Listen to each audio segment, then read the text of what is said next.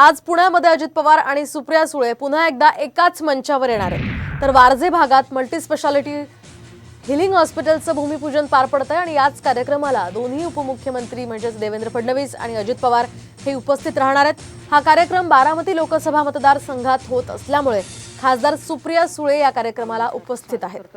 आपण पाहतोय सध्याची ही थेट दृश्य आहेत पुण्यातील हिलिंग हॉस्पिटलचं उद्घाटन पार पडतंय आणि त्याच संदर्भात आपण अधिक माहिती जाणून घेऊयात आमचे प्रतिनिधी अक्षय बडवे यांच्याकडून। अक्षय, काय सांगाल, आज पुन्हा एकदा अजित पवार आणि सुप्रिया सुळे एकाच मंचावर आपल्याला दिसतात, काय अधिकचे अपडेट्स मिळतात?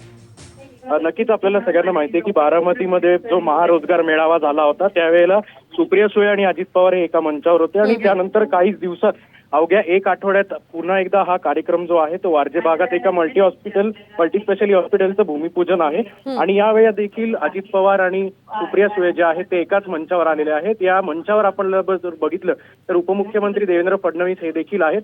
आता सगळ्यात याच्यातला महत्वाचा मुद्दा आपल्याला बघायला लागेल की सुप्रिया सुळे आणि अजित पवार यांच्यामध्ये काही भेट तर झालेली आहे, मात्र काही चर्चा होते का, ते दोघं एकमेकांशी बोलतात का?